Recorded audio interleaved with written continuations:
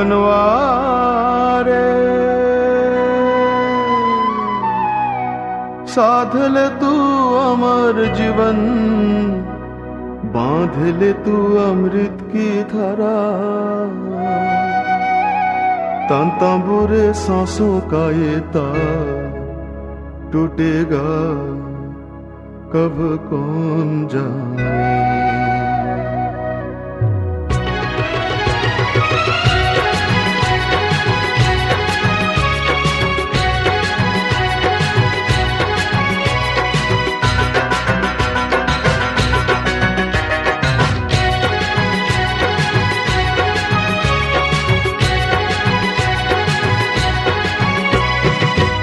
मनवारे साध ले तू अमर जीवन, बांध ले तू अमृत की धारा। साध ले तू अमर जीवन, बांध ले तू अमृत की धारा। तन तंबूरे सांसों का ये तार टूटेगा कब कौन जाने। तोड़ के बंधन सारे डोर गुरु की थामो, हाँ डोर गुरु की थामो। सारे डोर गुरु की थामो, हाँ डोर गुरु की थामो।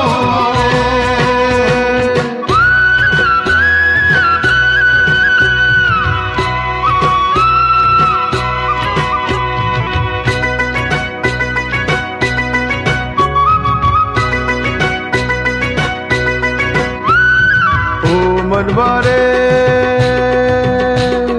जीवन नैया खेवन चला, कौन भला साहिल है तेरा। जीवन नैया खेवन चला, कौन भला साहिल है तेरा। उफन खाती नदिया ये नाव डूबेगा कब कौन जाने। तोड़ के बंधन सारे डोर गुरु की थामो, हाँ डोर गुरु की थामो। तोड़ के बंधन सारे डोर गुरु की थामो, हाँ डोर गुरु की थामो।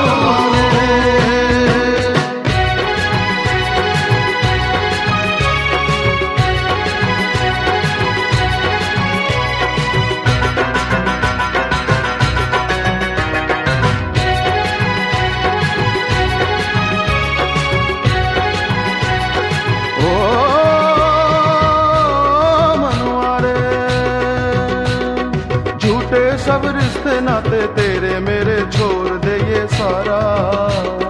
झूठे सब रिश्ते नाते तेरे मेरे छोड़ दे ये सारा। कब किसी के प्रीत का ये साथ छूटेगा ये कौन जाने।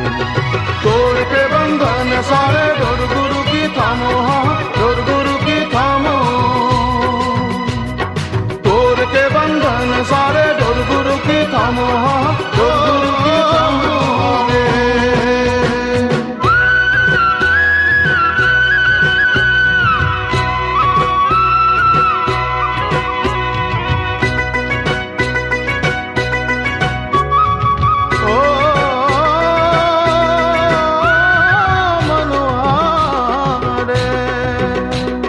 जीवन गुरु परम दयाल प्रभुनाथ सबका सहारा। जीवन गुरु परम दयाल प्रभुनाथ सबका सहारा। सौंप दे तू अपना ये जीवन, बढ़ेगा ये तू भी जाने। तोड़ के बंधन सारे डोर गुरु की थामो, हाँ डोर गुरु की थामो। तोड़ के बंधन सारे डोर गुरु की थामो, हाँ डोर गुरु की थामो। तोड़ के बंधन सारे डोर गुरु की थामो, हाँ डोर गुरु की थामो। तोड़ के बंधन सारे डोर गुरु की थामो, हाँ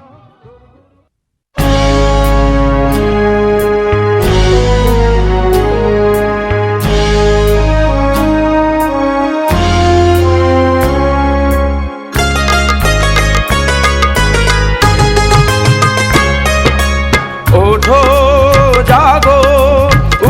निशंक ओठो जागो उज्जवल निशंक शोनो जय डंकाय আজি মুখরিত জীবনের সামগান। জাগো নির্ভীক দেখো দশ দিক, জাগো নির্ভীক দেখো দশ দিক। ঝঙ্কৃত করে বাজে ওই জয়গান, আজ মুক্তির ডাক এলো, পাবে পাবে ত্রাণ। ওঠো জাগো,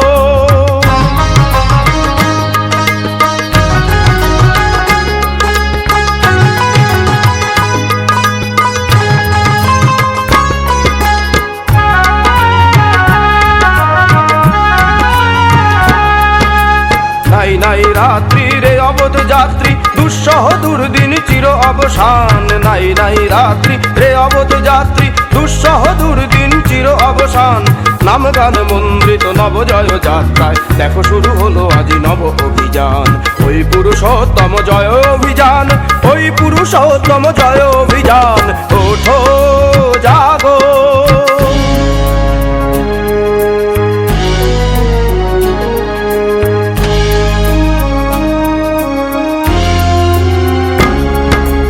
আয় ছুটে আয় আয় মুক্তির রধ্যায়, সারথি এলেন ফিরে ওঠে জয়গান। আয় ছুটে আয় আয় মুক্তির রধ্যায়, সারথি এলেন ফিরে ওঠে জয়গান। অন্তিম তন্দ্রার চির অবসানে, আজি মুছে গেল সব শোক দুঃখ অপমান।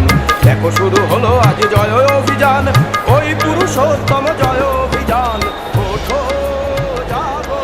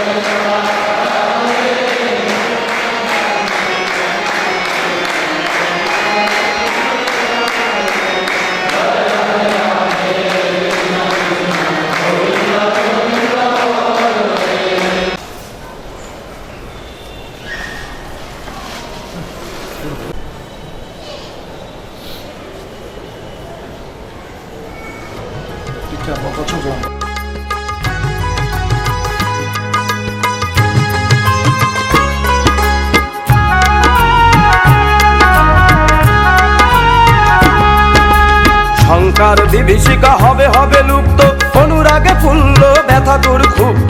শঙ্কার বিভীষিকা হবে হবে লুপ্ত, অনুরাগে ফুলল ব্যথা দূর ক্ষুব্ধ। রাত্রির অবসানে যাত্রীরা জয়গানে, এই মহাযাত্রায় করো যোগদান। দেখো শুরু হলো আজ জয় অভিযান, ওই পুরুষোত্তম জয় অভিযান। ওঠো জাগো, উজ্জ্বল নিঃশঙ্ক। ওঠো জাগো, উজ্জ্বল নিঃশঙ্ক। ওঠো জাগো,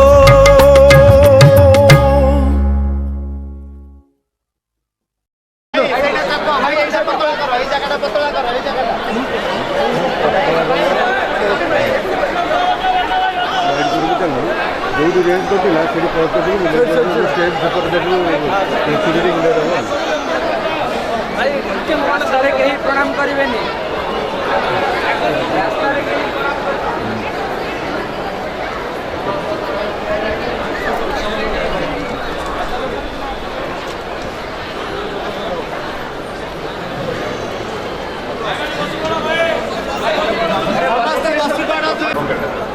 सबसे पहले मैं जो बोल रहा हूँ, ये जो सजावट है वो सजावट उनके लिए ज़रूरी है जिसके भीतर में कुछ माल नहीं है। यदि मेरे भीतर में माल नहीं है, वो सजावट से ही पूर्ण करना पड़ता है। तो शायद भुवनेश्वर वासी जो दादा लोग यह व्यवस्था किए हैं वो समझ गए हैं इसके भीतर में कुछ माल नहीं है, फाका है, इसलिए सजावट करके इसको ऊपर स्थापना किया जाए। पहले ही मैं बोल रहा हूँ, मैं ऐसे भी बहुत खाली डब्बा हूँ।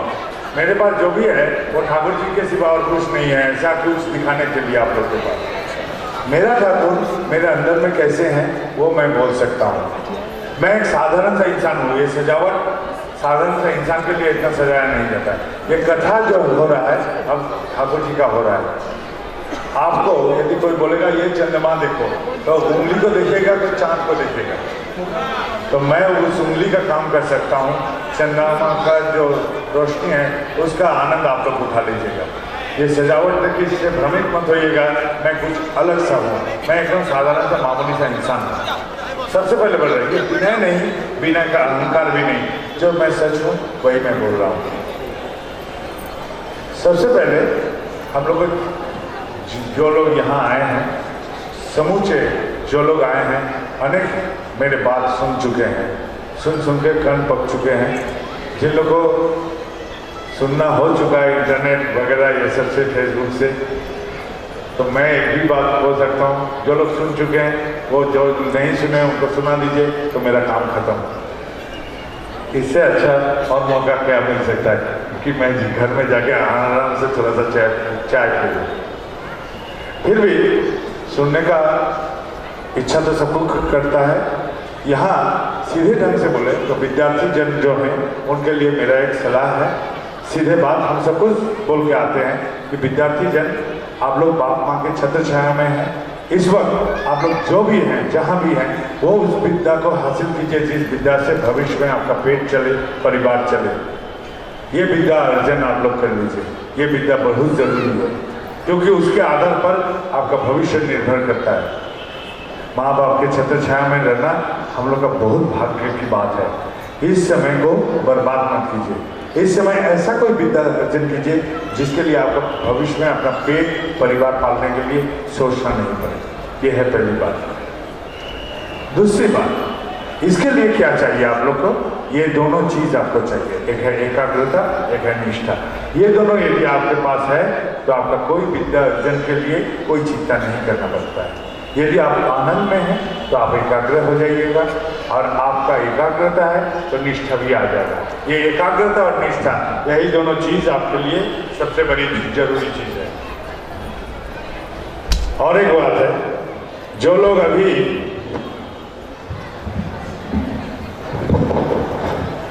अभी यहाँ विद्या अर्जन के बारे में सोचते हैं, क्या विद्या अर्जन करूं जिससे आपका आनंद मिलता है, वही विद्या को आप लोग हासिल कीजिए। उसके लिए सोचना नहीं पड़ेगा क्या विद्या, आपका मन जिससे आनंदित रहता है। और वो आनंद ऐसा होना चाहिए जो किसी को दुख ना पहुंचाए, किसी को ठेस ना पहुंचाए। आप नृत्य सीख सकते हैं, गाना सीख सकते हैं, आप बजाना सीख सकते हैं, आप खेल कूद सीख सकते हैं, पढ़ाई सीखते हैं, कुछ भी सीखें, लेकिन मन लगा के सीखें। और निष्ठा और एकाग्रता, यही दो चीज आप अपने पास रखें। जिन लोग का विद्या अर्जन हो चुका है वो लोग काम काज के लिए सोचते हैं, या काम काज क्या करें। तो मैं बोलूँ, 2 तल्ला मोहल्ला में उठने के लिए आपको सीढ़ी पर चढ़ के उठना पड़ता है, आप कूद के नहीं उठते हैं। तो चढ़ने के लिए यदि आपको सीढ़ी पर चढ़ना है तो कई जगह में ऐसा होता है कि आपको जो नौकरी मिला है वो नौकरी आपके लिए पसंदीदा ना हो, फिर भी आप लोग वो नौकरी का, हम बोल रहे हैं, छोड़िए नहीं, उसको ले लीजिए।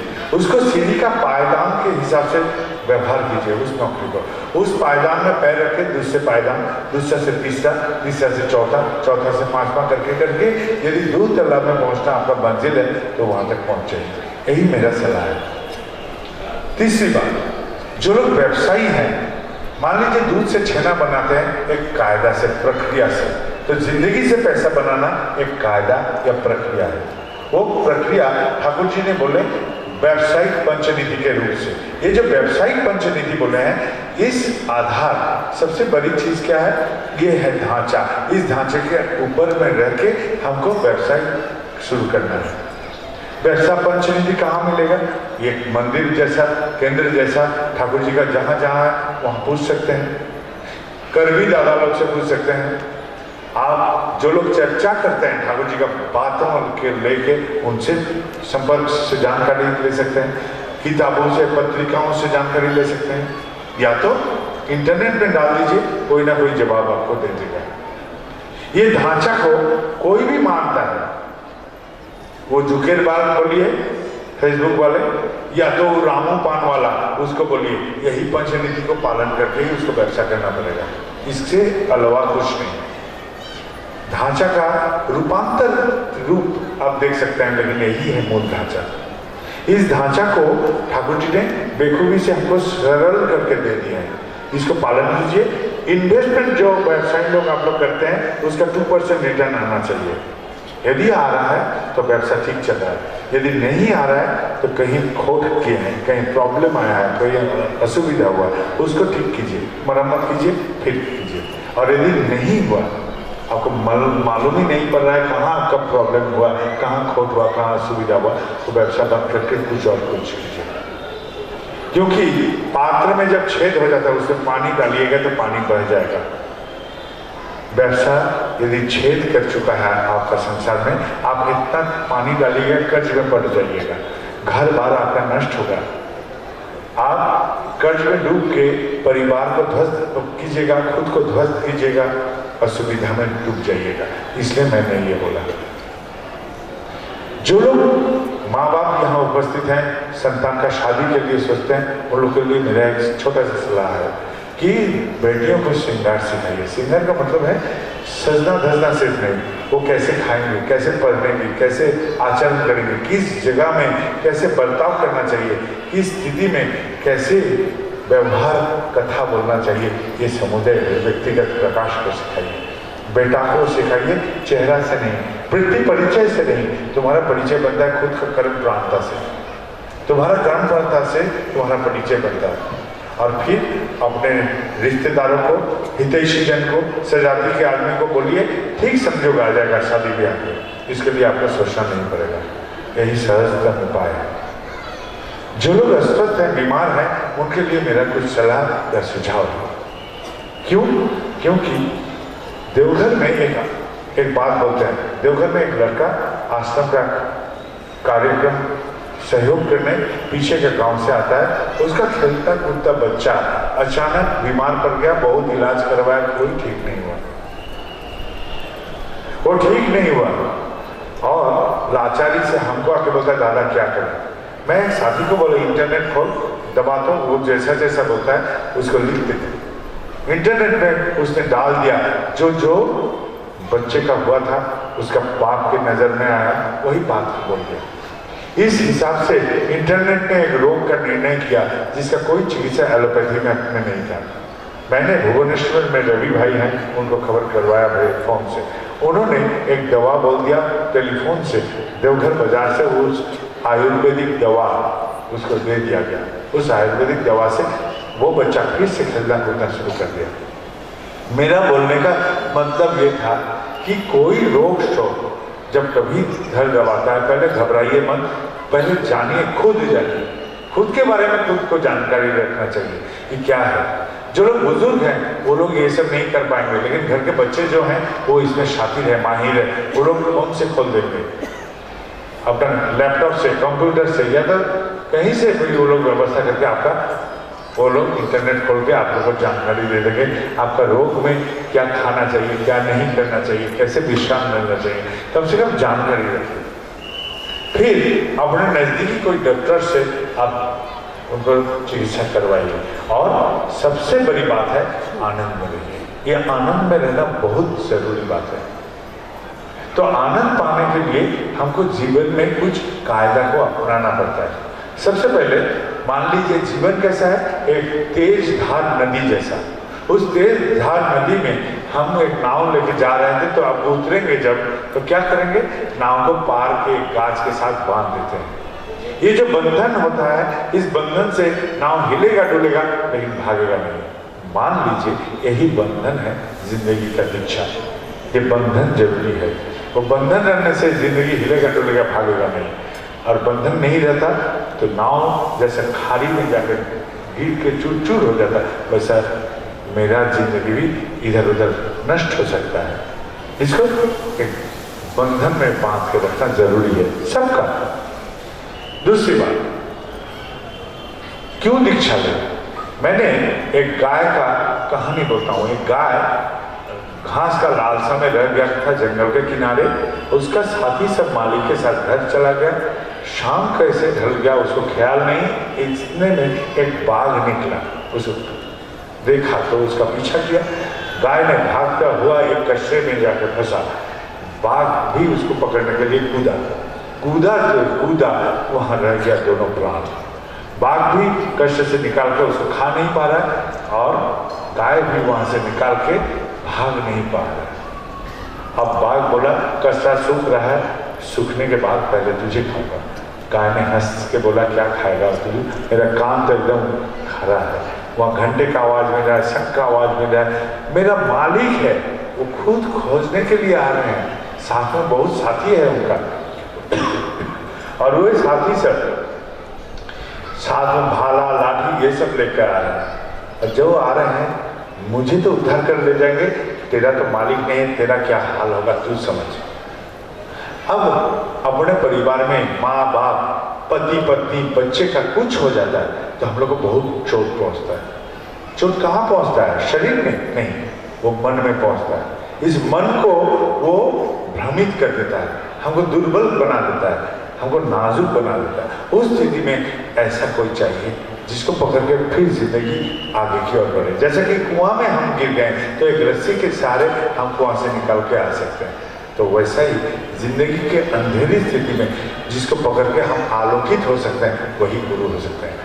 ऐसा तो तंत्र मंत्र में बोला गया है। गु का अर्थ है अंधेरा, रू का अर्थ है आलोकित होना। अंधेरा से जो आलोकित करते हैं वही है गुरु। पत्नी का देहांत हो गया तो पति अगला निवाला कैसे खाएगा? पति का देहांत हो गया तो पत्नी अगले निवाले कैसे खाएंगे? बेटा का कुछ हो गया तो बाप माँ अगला निवाला कैसा उठाएगा? ये तो समस्या है। दूसरी बात, अभी किसी के मन में होता है कि हम दीक्षा लेके क्या करें, तो मैं बोला दीक्षा लेके पंखा लेके बैठे रहोगे तो क्या होगा? कुछ नहीं मिलेगा। दीक्षा लेके भी बैठे रहोगे कुछ नहीं मिलेगा। दीक्षा लेके तुमको कुछ करना पड़ेगा। जैसे पंखा लेके तुमको हाथ हिलाना पड़ता है वैसे दीक्षा लेके भी तुमको कुछ करना पड़ेगा। चुपचाप बैठे रहोगे कुछ नहीं मिलेगा। सामाजिक तरीके से हम लोग कैसे करते हैं? बंदर जैसा। एक बंदर का कहानी पढ़े थे, टोपी वाला का टोपी लेके वो भाग गया। अब टोपी मंगवाने के लिए बहुत कोशिश किया, पत्थर फेंका, ढेला फेंका, कुछ नहीं हुआ। टोपी वाला ने टोपी अपना सर का जब पटका दिया तो बंदर ने सब टोपी फेंक दिया। गाछ के ऊपर से टोपी मिल गया, बंदर वाला टोपी उठा के लेके चला गया। तो यही था बात। तो बंदर वाला जैसा किया वैसा हम लोग करते हैं। बंदर जैसा देख के करते हैं। कोई गाली देता है हम गाली दे देते हैं, वो पत्थर मारता है मैं भी पत्थर मार देता हूँ, वो हमको मंद आचरण करता है मैं भी मंद आचरण कर देता हूँ। यही हम लोग नियम कर लिए हैं, यही जिंदगी का नियम कर लिया। तो इस नियम के बाहर आने का एक कायदा है। क्यों? क्योंकि मेरा मन है। जीव जंतु से मेरा कुछ फर्क है। बंदर जैसा नहीं हूं मैं। जीव जंतु का तीन ही चीज चाहिए मोटे तरीके से, आहार निद्रा मैथुन। लेकिन मैं इंसान हूं, मेरे में मन है और मन के साथ मैं जीता हूं। मन दिया है ईश्वर ने सोचने के लिए, संभावना जगाने के लिए। जैसा हूं उससे और भी बेहतर जिंदगी कैसे बनाया जाए, यही मेरा पहले सोच रहती है। जिस अवस्था में उस अवस्था से और भी बेहतर कैसे बनाऊं, तो यही उपाय है। सबसे पहले उपाय है जो ये जो स्थिति कर रहा है, मन आचरण किया, मेरे ठाकुर के साथ करता तो मेरे ठाकुर क्या करते, यही सोच के मैं उसके साथ आचरण करेंगे, वही आचरण करूंगा जो ठाकुर करते। वो गाली दिया था, मैं गाली दे दिया उसको, अभी नहीं देंगे। ये गाली यदि ठाकुर को देता, ठाकुर उसके साथ क्या व्यवहार करते, वही सोच के हम करूंगा। वो पत्थर मारा था, मैं ढेला मार दिया, अब नहीं मारूंगा। वो पत्थर यदि ठाकुर को मारता तो ठाकुर क्या करते हैं उसके साथ आचरण, ये सोच के इन आचरण को मैं सोच के किया, यही है ठाकुरत्व जगना। ठाकुरत्व नहीं जगने से कोई तुम्हारा केंद्र नहीं, ठाकुर नहीं। ये ठाकुरत्व जागना सबसे बड़ी बात है, सबसे बड़ी जिम्मेदारी मेरे जिंदगी में मेरे लिए है, ठाकुरत्व जगना। ये सोच पहले होना चाहिए और ये सोच के अनुसार एक कर्म विधि भी होना चाहिए। फिर क्या करेंगे हम लोग? ज्ञानी और अज्ञानी बोल के दो प्राण रहता है धरती में। अज्ञानी क्या करेगा? वो मंदिर में खोजेगा भगवान को, मूर्ति में खोजेगा भगवान को, इंसान में खोजेगा भगवान को। और ज्ञानी जो है वो खुद के भीतर भगवान को जगाने का कोशिश करेगा। जैसे कि मंथन करने से ननी का उत्थान होता है, वैसा इन आचरणों को, ठाकुर जी का जो इन आचरण को हम आपतीकरण करते गए, अपनाते गए। ये इन आचरणों को खुद अपनाते गए। इन आचरण को मैंने कोशिश करते रहा कि हम अपना के भी मैं भी चलूंगा जिंदगी में, ये सोच के हम लोग चलने की कोशिश करते रहे। इन आचरण को करते करते ये बुद्धि नहीं प्रयोग करना पड़ेगा। ठाकुर क्या करते ये सोचना नहीं पड़ेगा, वो सदा होते रहेगा, जिसको कहते हैं संस्कार। संस्कार की क्या चीज है? मान लीजिए हम पैखाना में जाते हैं, सोच करके ही आते हैं, भूलते नहीं है, सहज बात से, यही है संस्कार। जिसको हमको और सोचना नहीं पड़ता वही है संस्कार। तो ठाकुर जी का इन आचरण जैसे कि हमको संस्कारगत हो गया, तो यही है संस्कार। संस्कार में हो जाने से तब आदमी बोलेगा ये ठाकुर जी का आदमी है, इसका प्रकाश ठाकुर जी जैसा है। उसके लिए ये कपड़ा नहीं चाहिए, कुछ नहीं चाहिए, उसका प्रकाश ऐसे ही हो जाएगा। ठीक है, तो यही हम बोलना चाहते हैं, इसका प्रकाश उपयुक्त है, ठाकुर जी का प्रकाश इससे झलक रहा है, इसी में आनंद है। तो यही सबसे बड़ी बात है, यही सबसे बड़ी जिम्मेदारी है हम लोग का, कि ये जो आचरण हमारा संस्कार में आ गया, इसी को कहते हैं जय जय, या परमपिता का संस्कार ही मेरा संस्कार हो गया। सबसे बड़ी पुण्य की बात। अब क्या इसी में खत्म? नहीं, इसमें बात खत्म नहीं होता। ईश्वर को पूछा क्या? एक दिन नारद ने पूछा, हे ईश्वर आप कहाँ रहते हो? ईश्वर ने बोला, नाहं तिष्ठामि वैकुंठे योगिनां हृदयानां न च। नारद बोले, आप वैकुंठ में नहीं रहते हैं, जोगी के हृदय में नहीं रहते हो, तो कहाँ रहते हैं भगवान? तो भगवान ने बोले, मेरा भक्त जहां मेरा गुण कीर्तन करते हैं वही मैं विराजता हूं। जब मैं वो जो सब्जी वाला के साथ सब्जी लेने जाता है, उसके साथ जब ठाकुर जी का बात किया, वहां वो उपस्थित हो गए। वो रिक्शा के साथ जब चला, रिक्शा वाला से बात किया था, ठाकुर जी वहां उपस्थित हुए थे। वो जो ऑटो में आया था, ऑटो वाला से बात किया, ठाकुर जी वहां उपस्थित थे। जिसे पैसा उधारी लिया था, ठाकुर जी वहां उपस्थित थे।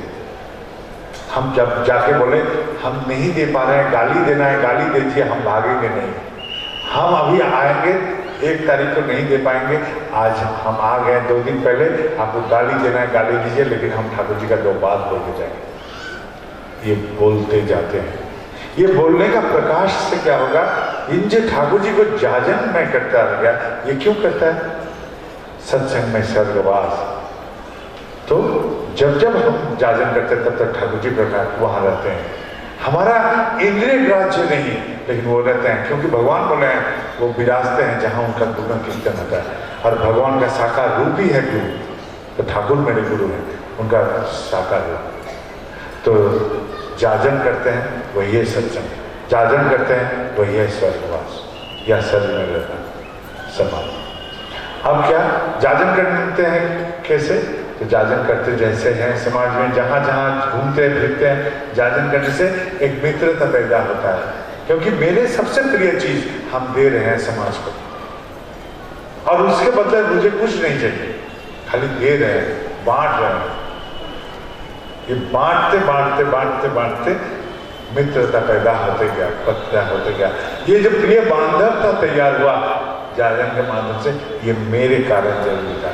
हम लोग सोचते हैं जाजन करते हैं ठाकुर जी के लिए, घंटा ठाकुर जी के लिए करते हैं। हम लोग जाजन करते हैं खुद के लिए, जाजन करते हैं सत्संग कार्यक्रम के लिए, ठेंगा अपने लिए जाजन करते हैं। वो कैसे? वो ऐसे, एक कल्पतरु था जंगल में, उस कल्पतरु के छाया में जो कुछ मांगता, मन में सोचता, उसका भरपाई हो जाता। एक पथिक एक बार वहां आके बैठा, बैठ के सोचा यदि कुछ भोजन मिल जाता तो अच्छा होता। तो फट से उसका भोजन आ गया, भरपेट खा तो लिया। अब खाने के बाद सोचा अरे बिस्तर हो जाता तो बड़ी अच्छी होती, तो बिस्तर भी आ गया। अब सीधा लेट गया और टंगड़ी ऐसा ऐसा खिला रहा है, सीधा सीधा। फिर सोचा है मृदु मंद हवा भी बह रही है, तो सोचा अरे मैं जो भी मांग रहा हूँ, ये खाना मांगा खाना आ गया, बिस्तर मांगा बिस्तर आ गया, इस गाछ में भूत प्रेत तो नहीं है, हमको आके गर्दन मरोड़ तो नहीं देगा।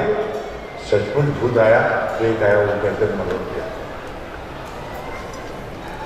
तो मेरा बात भगवान को जब बोलते हैं, मेरा हाल ऐसा ही होता, यही समझ के भगवान मेरा कोई बात नहीं सुनते हैं। हम लोग मंदिर में जाते हैं, बोलते हैं ठाकुर हमको ये दीजिए वो दीजिए, 100 बार बोलते हैं, 3-4 पूरन होता है, 3-4। अरे वो तो कैमरे का स्टैंड पकड़ के प्रार्थना कीजिएगा, वो भी पूरन कर देगा, वो 3-4। ये माइक वाला स्टैंड, वो भी पूरन कर देगा। ये जो गगरा है, हम लोग घोटी बोलते हैं बांग्ला में, इसको पकड़ के आप लोग बोलिएगा, ये भी आपको पूरन कर देगा। तो ये भगवान है, ये भगवान है, वो कैमरा वाला स्टैंड भी भगवान है। तो भगवान का तो इतना ही क्षमता है, 3-4 पूरन करते हैं 100 प्रार्थना करने से। दरअसल वो सुनते नहीं है और उनका क्षमता भी नहीं है। भगवान उनका पत्नी को उठा के कोई ले गया, रावण नाम का, ले तो गया। अब समुद्र के किनारे पहुंचे जब, वो तो भगवान थे, बोल सकते मैं भगवान हूँ, आशीर्वाद कर रहा हूँ, यहाँ पुल बन जा। नहीं बना, पुल बनवाना पड़ा, नहीं पत्थर फेंको, गाछ फेंको, लकड़ी फेंको, ये करो वो करो, पुल बनवाना पड़ा। अब रावण से जब भेंट हुआ तो भगवान क्या बोला, मैं भगवान हूँ, रावण तुम मर जा। नहीं मरा, युद्ध करके मारना पड़ा। अब भगवान को कर्म से हासिल करना पड़ रहा है। मैं कौन खेत का मूली हूँ, हम बोलेंगे और वो पूर्ण कर देंगे, वो करते भी नहीं है, उसका क्षमता भी नहीं है। क्योंकि ये जगत कर्म से ही हमको अर्जन करना पड़ता है। भगवान भी जब आते हैं वो इस विधि को उल्लंघन नहीं करते हैं, इस विधि का पालन वो भी करते हैं, इसलिए उनको विधाता बोलते हैं। हम लोग भगवान को बढ़ा चढ़ा के दूर भगाते हैं जिंदगी का। जैसा मान लीजिए मेला में गया था एक बच्चा, एक गैस बैलून जो होता है ना, वो दे दिया, बहुत खुशी से घूम रहा है, ऐसा ऐसा कर। गैस बैलून जैसा ही उसका हाथ से छूट गया, आसमान में पहुंच गया, वो मायूस हो गया। वो कुछ देर देखता है, फिर मायूस हो जाता है, वो खो जाता है। तो हम लोग भगवान को ऐसा करके उठा देते हैं पहले, और उठाने के बाद वो जो खाली जगह रहेगा, वो हमारे जैसा कोई पाखंड रहता है, वो लोग आके भरपाई करता है। कोई वैकेंसी नहीं रहता है। भगवान को यदि ऊपर चढ़ा दीजिएगा तो उस जगह तो खाली हो गया, वो तो थे हमारे साथ, उनको हम लोग चढ़ा के ऊपर करते, तो फाका जो हो गया, वहाँ वो कारीगरी बुद्धि वाला शैतान सब आके रहेगा, वो चंग बंग बाबा बन के बैठे रहेगा और हम लोग को बुर्बक बनाएगा। मेरे राम का क्षमता नहीं पुल बनाने का, मेरा राम का क्षमता नहीं पत्नी को बचाने का, मेरा राम का क्षमता नहीं रावण को छू मंत्र करके मारने का, और वो बाबा जी सब हमको छू मंत्र करके भूल भुलैया में फेंकता है। इसलिए फेंकता है क्योंकि मेरे उसके चंगुल में पड़ने से मेरा जो कर्म क्षमता भगवान ने देके भेजा था वो नष्ट करेगा, और वो मरेगा जब, तब तक हम काम ताम सब भूल जाएंगे, चलना भी भूल जाएंगे। कैसा होगा, 21 साल का बच्चा को यदि 21 साल तक एक बच्चा जन्म के बाद वो बाप अपने गोद में रख के देगा और फिर बोलेगा 21 साल बाद चलो चलना है, तो चल पाएगा वो बेटा? नहीं चल पाएगा।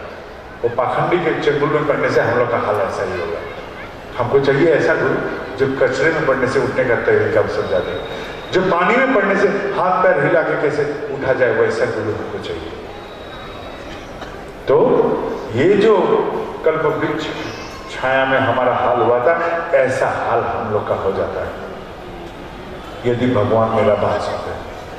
हम जब माँ के लिए बाप के लिए, पति के लिए, पत्नी के लिए, बेटा के लिए, बेटी के लिए प्रार्थना करते हैं। ये सब बात सब स्वार्थ संबंधित है। इस स्वार्थ संबंधित बातों को बोलता है सकाम प्रार्थना।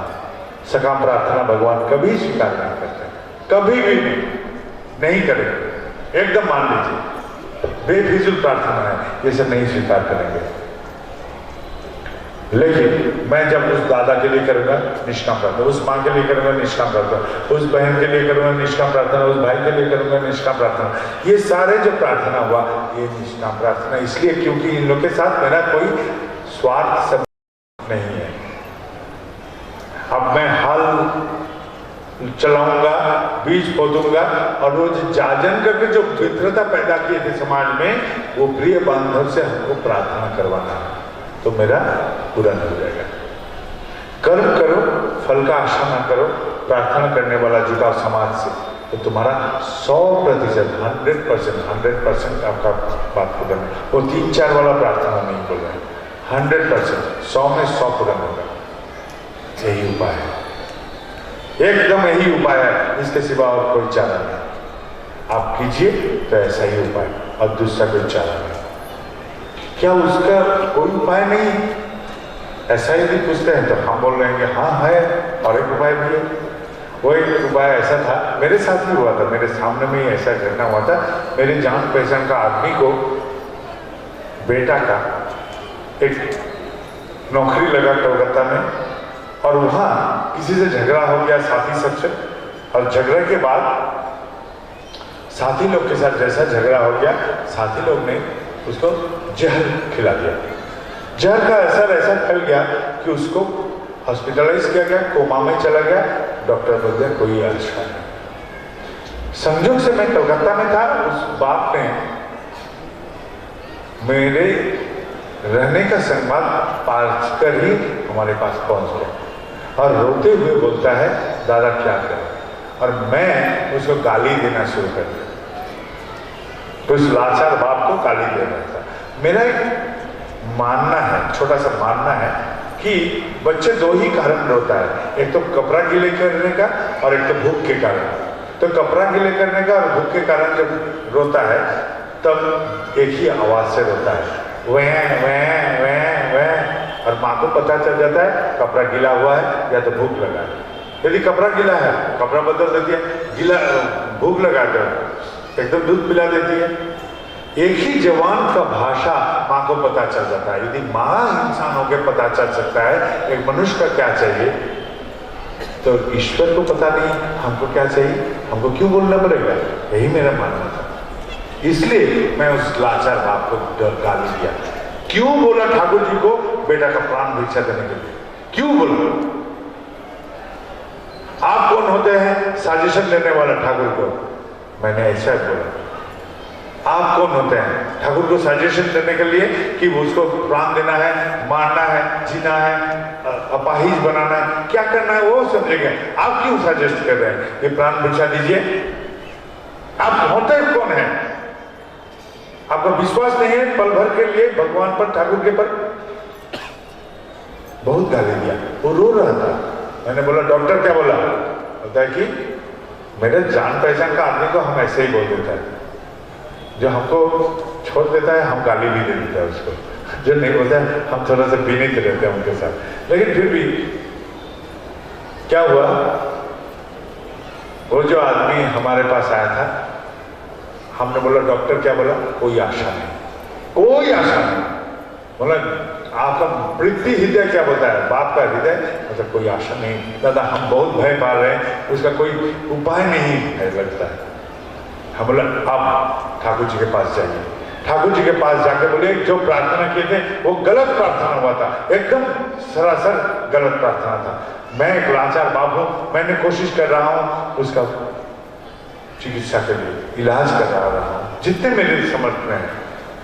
मेरे प्रार्थना यही है कि उसका मृत्यु से यदि मंगल है तो मृत्यु दीजिए, और उसका प्राण से यदि मंगल है तो प्राण आप वापस कर दीजिए। जो मंजूर है, दोनों ही मंजूर है मेरे लिए। मेरा कोई छल नहीं, कपट नहीं, ऐसा करके प्रार्थना किया। खुले दिल से वो मौत मांगा, प्राण भी माना। कोई भी दोनों अवस्था में मैं राजी हूँ।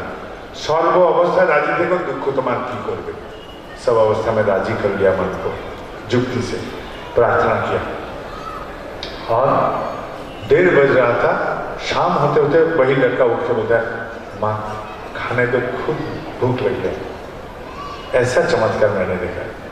जैसे कि द्रौपदी का स्वयं वहां पाशा में हार गया द्रौपदी को, और उसको खींच रहा है कपड़ा शैतान, कोई बचाने वाला नहीं। एक औरत दोनों हाथ से खुद को बचाने का कोशिश कर रही है, उपाय कुछ नहीं मिला, कोई बचाने वाला नहीं। अब क्या की, उसने एक हाथ से पल्लू पकड़ के एक हाथ से उठा के बोल रहे, मधुसूदन रक्षा करो। सुने नहीं भगवान। एक हाथ से प्रार्थना, एक हाथ से पल्लू पकड़, नहीं चलेगा, एकदम नहीं चलेगा। दो चीज नहीं चलेगा। अब शैतान इतना जोर खींचा कि लगता है कपड़ा फट जाएगा, मानो कि कपड़ा फटने वाला है। ऐसा अवस्था हो गया, द्रौपदी भयभीत हो गया, दोनों हाथ फैला दी और कोई आशा नहीं, अब कुछ भी हो सकता है। हे भगवान रक्षा करो।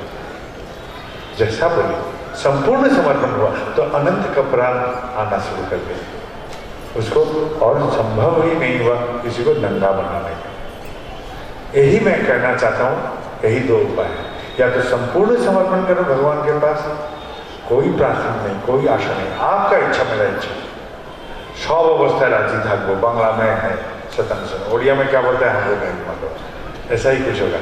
फिर भी और क्या होगा, ये सब अवस्था में राजी मन ठाकुर जी के लिए है, और नहीं तो दूसरा है, हमको थोड़ा सा इच्छा है, कर्म करने का भी इच्छा होता है तो करो, और प्रार्थना करने वाला जुटा। यही दो उपाय है, खुद कर्म करो, प्रार्थना करने वाला जुटा लो, और दूसरा है संपूर्ण समर्पण कर दो। ये दोनों उपाय से भगवान तक 100 में 100% एकदम पूर्ण होगा, और कोई उपाय नहीं। यही है, वो सुनेंगे ही, सुनाना है कैसे।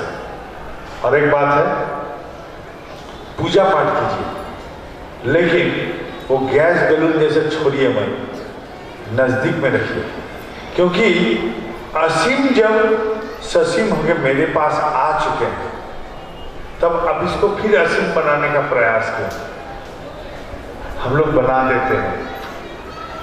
भगवान ने एक बार आके लीला किया था, आदमी पूजन कर रहा था आसमानी भगवान को, उन्होंने बोला तुम भूमि का कर्षण करो, भूमि का बर्धन करो, ये बर्धन करो, यहाँ कर्म करो, तो आसमान से बादल फट के तुम्हारे यहाँ आएगा, तो कोई सोचना नहीं पड़ेगा।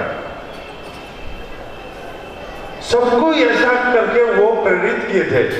एक समय आया था ऐसा कि सब आसमान का भगवान को पूजा करता था, वो प्रेरित किए थे ऐसा करते। एक बार भगवान, जैसा अभी गंगा जल का पोल्यूशन बोलता है, तो ऐसा हुआ था, तो गंगा जल काली मां प्रलिप्त हो गया है, वैसा वो भगवान जहां रहते थे वो पानी एकदम गंदा हो गया। एक गंदगी जो फैल रहा था उसको वो निराकरण किए थे, उसका काली मां को दमन किए थे। हम लोग ने इंसान ये दोनों लीला को कैसे बना दिया है, भगवान को पहाड़ पकड़ के ऐसा करके खड़ा रहना। गोवर्धन मतलब है भूमि का वर्धन करना, भूमि का वर्धन करो, कर्म का वर्धन करो, यही था गोवर्धन लीला का तात्पर्य। हम लोग बना दिए हाथ पकड़ के ऐसे खड़ा है, तो हमको लगेगा नहीं कि कोई हमारे बीच का नहीं है, वो आसमानी कोई भगवान होगा। अभी नरेंद्र मोदी वहां थामा है, गंगा को कालिया दमन करेगा, तो उसका तो कोई 5 माथा नहीं बना रहा है सांप का, क्योंकि आज का काल है बोल के, और वो नरेंद्र मोदी है बोल के। और यहाँ भगवान ने जब कर दिए तो उसका एक सांप के माथा पर डेंसियर बना दिया। यही हम लोग करते हैं, भगवान को वो गैस बैलून बना के छोड़िए मत, उसका अपना के रखिए। ऐसा सोचिए तो लगेगा हाँ भगवान मेरे ही जैसा हो गया, तो अपना पाइएगा। और उसको महान ज्यादा बनाते जाइएगा, अपना नहीं पाइएगा। यही उपाय है। मैं फिर भी बोल रहा हूँ, मैं एक साधारण सा प्राण हूँ, एकदम वो रास्ते में घास में, या मैंने बहुत बार बैठा है। आज तो बाबाईदा बोल कोई चिंता है, और इसलिए आलू में लिखना पड़ता है आलू है। बाजार में जो आलू बिकता था उसमें तो लिखना नहीं पड़ता है आलू है। जब आलू में लिखना पड़ता है आलू है तो सोचना पड़ता है आलू खा, ये साला आलू है या गोभी है। तो मैं सचमुच ठाकुर जी का आदमी हो या नहीं, उसमें भी संशय आ जाता है। जब बैनर देखता हूँ, अरे भारत बाबाईदा वो दा सौदा ये सब लिखता है ना, तो हमको संशय पड़ जाते हैं, मैं वही इंसान हूँ क्या? सचमुच हम सोचते थे यहाँ प्रतिष्ठा करने आए हैं हम लोग सबको एकजुट होकर ठाकुर जी का। अब हम लोग का पारिवारिक जीवन में जैसा स्थिति है, बहुत संक्षेप में बोले तो सब अपना स्वार्थ का पूर्ण करना चाहते हैं अपना संसार में।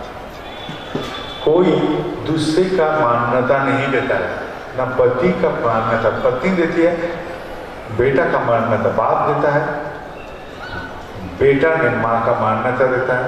ऐसा एक चंगुल में पड़ गया, एक सांसारिक चित्र ऐसा बनते जा रहा है। घर में भी रहे तो कोई टीवी में लेके मशगूल, कोई मोबाइल लेके मशगूल, कोई इंटरनेट लेके मशगूल, कोई अखबार लेके मशगूल, सब अपने मशगूल रहते हैं और अपना अपना स्वार्थ का प्रकाश करते हैं, स्वार्थ का प्रकाश करते रहते हैं। ये ऐसे ही चित्र है। अब इस स्थिति में जब स्वार्थ का पूर्ण होता है, स्वाभाविक हम लोग बोलते हैं शुक्रिया, थैंक यू। बाप ने हमको एक बाइक मांगा था, बहुत खींच खींच करके बाप ने दे दिया।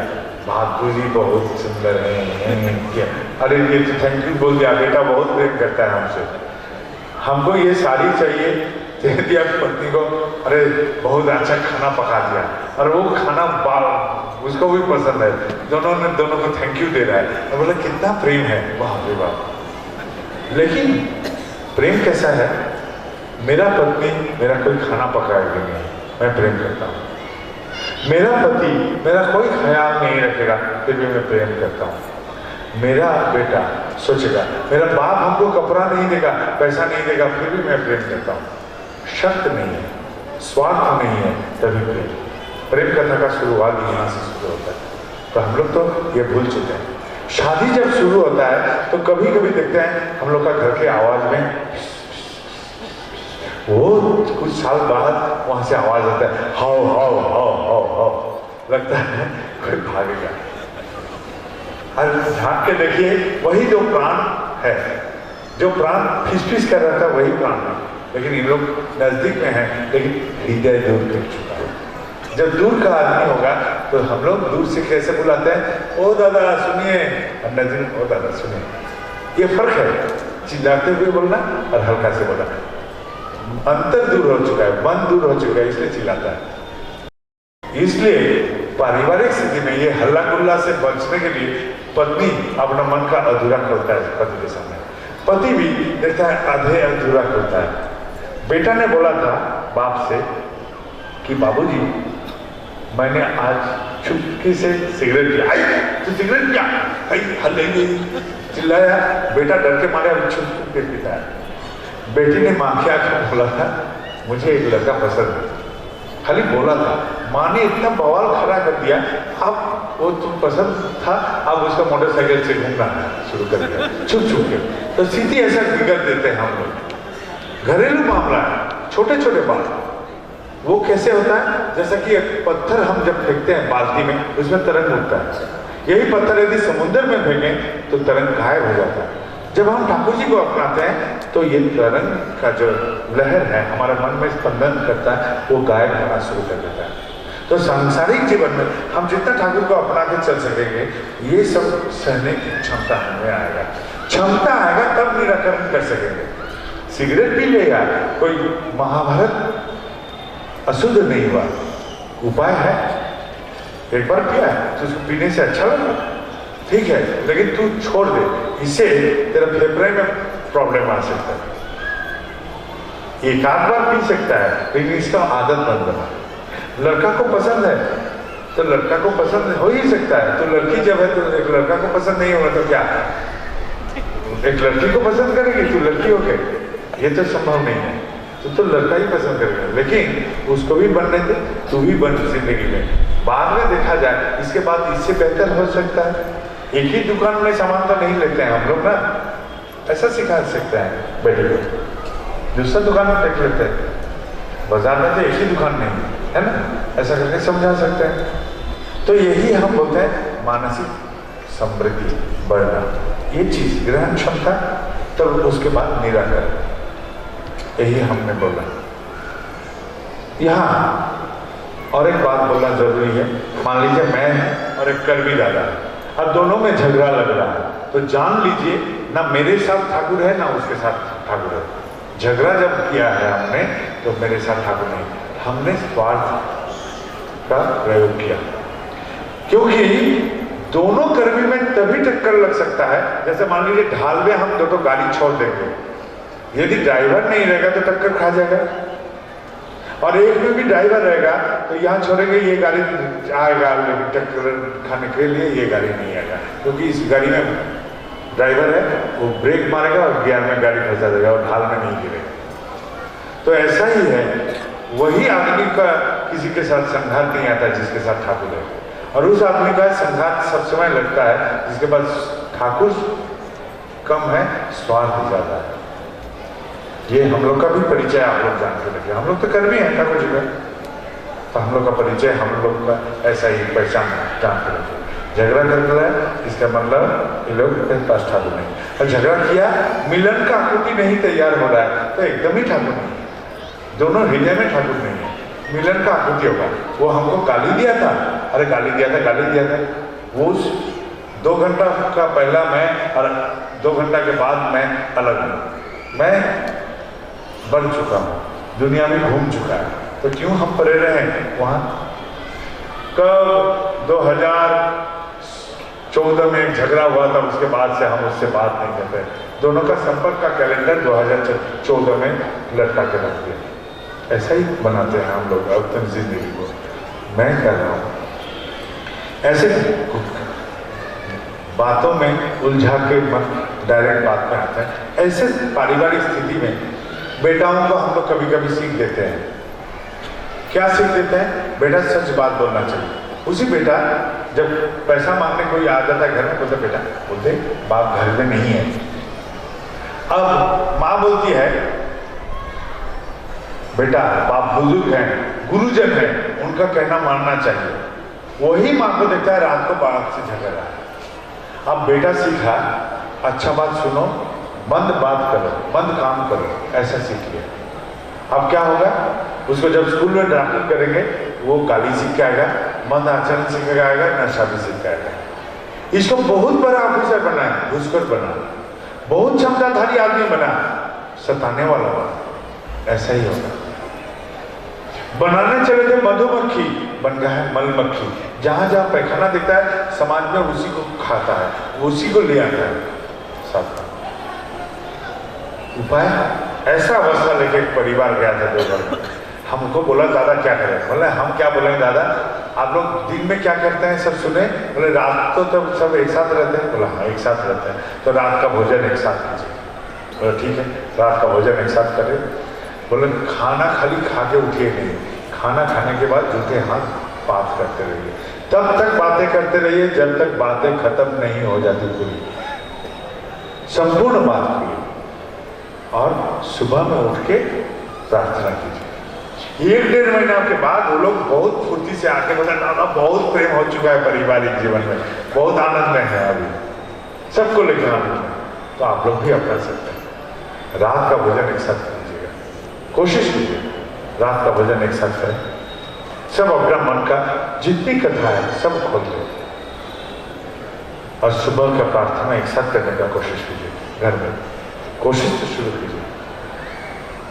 और क्या होगा, वो जो हाथ जल गया था माँ का खाना पकाने के समय, कोई पूछने वाला नहीं था, तो हम बेटी आके आज लगा देगी। बाप ने कमर पर हाथ रखा था तो बेटा आगे आज मालिश कर देगा। बेटा को आज पहली बार बाप ने बोला, बेटा नशा का आदत छोड़ दे, इसका आदत पड़ गया तो तेरा परिवार बर्बाद होगा। तेरा परिवार को यदि ठीक ठाक रखना है, तुझे ठीक रहना है, इसलिए तुझे इससे आदत से दूर नहीं होना है। हमको देख के यदि भ्रमित हुआ है तो ठाकुर देख के चल, मेरे ठाकुर है इस घर के मालिक, उनके माफिक बन, मुझे मेरे माफिक नहीं। तो हो सकता है इस बातों की प्रेरणा से वो मलमक्खी फिर से मधुमक्खी बनने का कोशिश करेगा। माँ ने आज बेटी को बोला, देख बेटी, तू जब बीच रात को रोती थी, कपड़ा गीला कपड़ा बदलने के समय मेरा आंख लग जाता, और भूख के तरफ से जब रो उठती थी तो मुझे लगता था माथा फट जाएगा, फिर भी तुझे दूध पिलाती। आज यदि तू ऐसा उलट चलती है ना, मुझे कष्ट होता है, तू ऐसा ना कर। ऐसा बोलने पर एक परिवार मन खोल के एक बंधन में युक्त होगा। ऐसा परिवार से कोई मंगल हो सकता है, ऐसा परिवार से समाज का, परिवेश का, देश का मंगल होगा, नहीं तो कोई करने वाला नहीं। मान लीजिए यही उपाय है, यही पथ है। बाबा इधर छू देगा, घंटा होता है। ऐसा होता तो मेरा बेटा को डॉक्टर दिखाना नहीं पड़ता। बाबा इधर छू देगा, यही मंगल होगा, ठेंगा होता है। हम छूते तो बेटा लोगों को क्यों पढ़ना पड़ता है? हम कलम छू देते तो उन लोगों को तो पढ़ाई, ऐसे कलम दौड़ता है, उन लोग खाली पकड़ के रखता है, वो तो नहीं होता है। तो ये सब पाखंडी बातों पर विश्वास मत कीजिए। ठाकुर बोलते हैं, आजगुबीते आस्था शुरू जहन्नमी आस्था। ये आजगुबी बातों में जो लोग आस्था रखते हैं, उसका स्थान नरक में या जहन्नुम में है। यही बात होती है। मेरे ठाकुर ऐसे हैं। मैं और एक बात करता हूँ, ये मेरा और एक विचार है जिंदगी का। मेरा कोई अश्लेषा, मघा, राहु, शनि, केतु, मंगल, अमंगल कुछ नहीं है, क्योंकि मेरा मानना है किंकर ग्रह शनिवार जैसे कहते बृहस्पति। यदि मेरे गुरु को हम थाम लिए तो ये सबका कोई असर हम पर नहीं पड़ेगा। ठीक है, मेरे साथ ऐसा हुआ था। एक ज्योतिष को हम हाथ दिखा थे एक बार, तो ज्योतिष का ही बहुत उन्नति हो गया। हमारा देखा, मेरा हाथ छूने का नतीजा तुम्हारा ही जिंदगी में उन्नति हो गया। अभी मुंबई में, बनारस में, कहाँ बड़ा बड़ा चैम्बर खोल गया।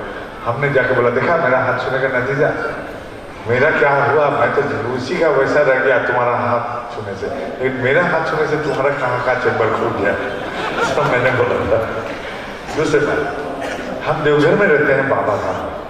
आज तक मुझे बैद्यनाथ धाम में जाके बाबा का दर्शन नहीं कर पाए हैं, क्योंकि मेरा मानना है यदि यहाँ पानी है, यहाँ से प्यास बुझाऊं, यहाँ दूर में वहाँ नल है, जाकर पानी दो। अभी बोलिए तो मैं यहाँ से पानी बुझाता हूँ।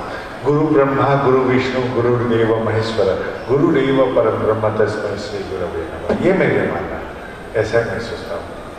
मैंने जो बातें बोले, ये सारे बातें मेरे मन गढ़ंत नहीं, मैंने ऐसे ही करके सोचता हूँ। मेरा ठाकुर कोई चमत्कार नहीं जानता है, लेकिन मुझे ऐसा सोच कर दिए हैं कि ये धर्म का जगत वीरों का जगत है, कायरों का नहीं, जो हर वक्त भीख मांगता है भगवान से, इसको दे दो, भिखारी जैसा, वो नहीं। ये वीरों का जगत है, करके हासिल करेगा, कर्म से हासिल कर लेगा, वो दया हासिल करके चलेगा। यही हमने सीखा, यही हमने माना है, यही है जगत का दस्तूर, यही हमने समझा है। और हमको ऐसा महसूस करा दिए हैं कि जब वो मेरे साथ रहते हैं, मेरे ठाकुर कोई जादू नहीं जानते हैं, कोई चमत्कार नहीं जानते हैं। आप लोग का ठाकुर क्या जानते हैं हमको मालूम नहीं, लेकिन मेरा ठाकुर नहीं जानते हैं। हम मंदिर के बगल में ही बोलते हैं, मेरा ठाकुर चमत्कार जानते हैं कि नहीं मुझे मालूम है, मुझे मालूम नहीं है। अभी हम नर्सरी का स्टूडेंट एमएससी का एक मैथमेटिक्स दे देंगे तो हमको कैसे लगेगा वो जादू कर रहा है, लेकिन वो गणित तो है, लेकिन मास्टर डिग्री का गणित है।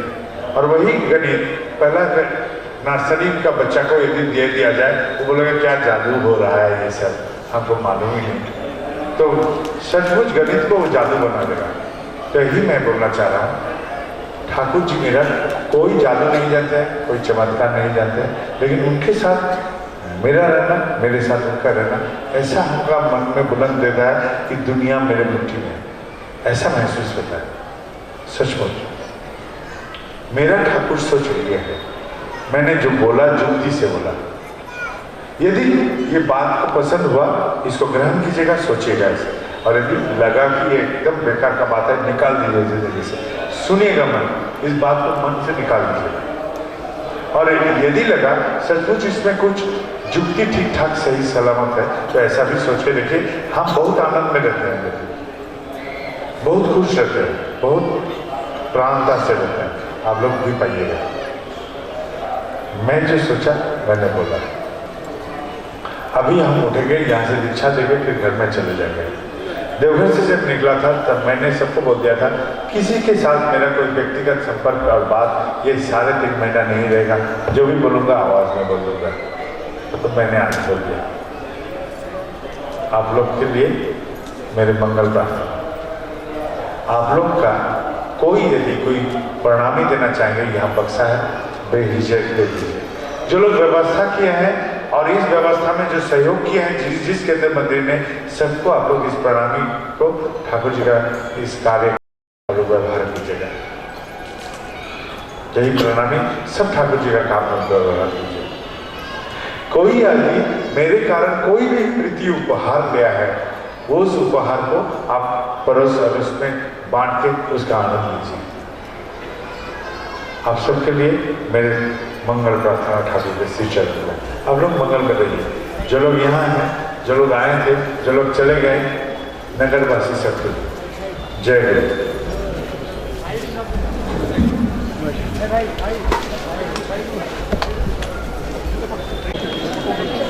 गुरु।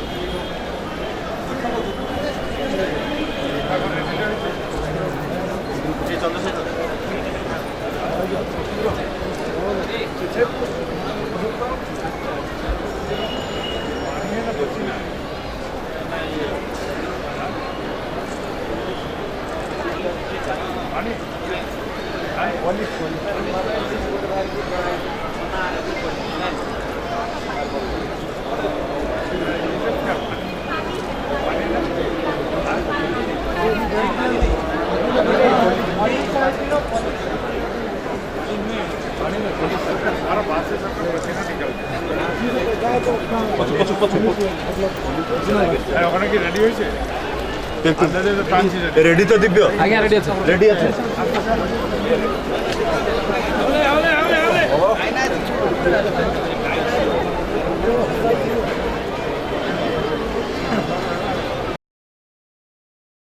खोल के दरवाजा खोला। दरवाजा खोल के देखा वही डॉक्टर बाबू खड़े हैं। खड़े होके बोल रहे हैं, अरे जिसके तलाश में घूम रहा है, तेरे आस पास में यूं मंडरा रहता है। बोल के सीट चले गए। डॉक्टर उनके छोटे समय के साथी थे। उन्होंने दंग रह के सोचना शुरू किया, ये कहाँ था, कहाँ से आया, क्या बोल के गया। उसके गले में जो फंदा था वो खुल चुका था, वो मुक्त हो चुका था एक ही जुबान से। उन्होंने सोचा, तो क्या यही डॉक्टर मेरे छोटे उम्र के साथी, यही परम कारुणिक ईश्वर मानव रूप में दया धर के आए हैं। ईश्वर को पकड़ में आ गया, इंसान पकड़ लिया ईश्वर को, और उस ईश्वर का हाथ लगते ही उस 1 से 2, 2 से 3, 3 से 4, 4 से 5, हजार हजार लाखों लाखों तादाद में चल रहा था। करोड़ों में हम लोग फैल गए, और वो स्वयं पुरुषोत्तम श्री ठाकुर अनुकूल चंद्र, और भीतर जो खड़े थे फंदा लगाने के लिए, वो थे अनंत महाराज। यही शुरुआत ईश्वर को पकड़ने का। इंसान ने पकड़ लिया। दौरा दौरा हम लोग भागते गए उनके पीछे में अनंत जीवन के संधान में। किसी ने निंदा किया था कहीं ठाकुर जी का, बहुत खराब बात बोल रहा था उस जनपद के कुछ आदमी। एक आदमी ने खत लिखा ठाकुर को। गांव में जब नया आदमी आता है तो कुत्ता भोंकता है पहले। तो हमारे मानव में शायद आप ही ईश्वर आए हैं हम के कल्याण के लिए, इसलिए कुत्ता का भौंक सुनाई दे रहा है, खराब बातें सुनाई दे रहा है। कृपया हमको दीक्षा दीजिए। ऐसा हुआ था एक दीक्षा का घटना। ठाकुर जी इष्ट विधि का जब लागू किए तो उनका शिक्षक उनके भक्त भी थे। उन्होंने पूछा, ऐसे ही तो दीक्षा लेने वाले कम हैं, इस विधि के लागू करने से क्या दीक्षा लेने वाला बढ़ेगा? क्या होगा ऐसे करने से? ठाकुर जी ने बोले, मानिए, वो भी डॉक्टर थे, मानिए रात के अंधेरे में कोई आके आपका दरवाजा खटखटाया, बोला, हे डॉक्टर साहब थोड़ा चलिए, मरीज बहुत नाजुक स्थिति में है। बोल के चला गया। अब बैग वगैरह लेके आप चलते गए अंधेरे में। अब रास्ता का पता भी नहीं चला।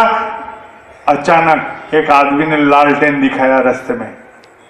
लालटेन दिखा के बोलता है, डॉक्टर बाबू आप इधर से आइए, और राह दिखा के आपको मरीज के घर तक ले गया। आप मरीज देखें, दवा दारू किए, और वहां से जब लौट के आए वही आदमी ने फिर आपको रास्ते तक छोड़ दिया। इष्ट विधि करने से ऐसा ही होता है। ठाकुर जी खाली उनको ऐसा ही बोले। उनके वो शिक्षक के, वो दादा के, वो डॉक्टर बाबू का ऐसा ही जीवन में घटा था ठीक कुछ दिन पहले। ठाकुर जी को मालूम नहीं था, लेकिन वो बोल दिए जीवन का कथा। इष्ट विधि करने से क्या होता है? आप लोग, मैं आज दिन भर बातें कर रहा हूं, तो इससे ज्यादा बात बोलना संभव नहीं होगा। आप लोग कल के ये जो हमारा बाहर आने वाला है, कल लाख दीक्षा होने के लिए जो बाहर होना चाहिए, हम लोग बोलते हैं फ्लड अंग्रेजी में, उस फ्लड के लिए आप लोग एक एक कण बिंदु होके फैल जाइए। कल फिर मिलते हैं। कल हमको जाना भी है। जाने से पहले 1 लाख करने का जिम्मा आप सबका है। जहां जहां संभव होगा आप लोग अपने अपने अपने खुद की कोशिश में लगा दीजिए। मैं उस दिन कुछ बात बोल दिया था, वो बात ही था मूल बात। ये सब आप लोग का मन में थोड़ा शांति हो गया, क्योंकि हम तो यहाँ आके खाली ऊपर नीच कर रहे हैं, आप लोग के लिए समय नहीं दे पाया, इसलिए मैंने ये बात 2-4 बोल दिया। आप लोग सब मंगल में रहिए और कल के लिए तैयार शुरू अभी से कर दीजिए। कोई बैठे मत रहिए। एक दिन के लिए सब और ईसावासी का जिम्मा आपके हाथ में है, लग जाइए। जय गुरु। मैं आज सुबह में एक रोटी खाया, चाय पिया, अब से अभी तक कुछ नहीं, खाली पानी पी रहा हूं। और ये जो लाख दीक्षा का कार्यक्रम इन लोग चला रहे हैं, इनका सहयोग कर रहे हैं, कोशिश कर रहे हैं जितने भर हमसे संभव है। आप लोग लग जाइए। जय गुरु। कल होगा ना? कल लाख दीक्षा पूरा हो जाएगा ना? हमको भी लगता है। जय गुरु। लगाइए जय गुरु। एकदम नीचे निकल जाइए। अभी सब अपने अपने डेरा में, घर में चारों ओर फैल जाइए। कल यहाँ के सबके लिए ये कार्यक्रम सबका जिम्मा बनता है, सबका। जय गुरु। बांग्ला में ही बोल देते हैं, ठीक है। सम्मुखे अनंत जलराशिर आरो एकटी ढेउ बेला भूमिते पड़ेছে आছড়ে। সেই ঢেউটির অগণিত জলবিন্দুর একটি হয়ে প্রত্যক্ষ করলাম এই মিলন। এই মুহূর্ত আরো তর এগিয়ে যাওয়ার প্রেরণায় উপভোগ্য হয়ে উঠুক। সহবিন্দুগণ, ফিরে যেও না, এগিয়ে চলো। তুমি জগতে প্লাবনের মতো ঢলিয়া পড়ো সেবা, উদ্যম, জীবন ও বৃদ্ধিকে লইয়া। ব্যষ্টিয় সমষ্টিতে তোমার আদর্শকে প্রতিষ্ঠিত করিয়া জয়, যশ ও গৌরবের সহিত। জয় গুরু। यही मैंने आज वार्ता सबको ले किया था। मैं इस अनंत जल कथा का एक कंठ हूँ और इसको उपभोग किया आप लोग के साथ। जय गुरु।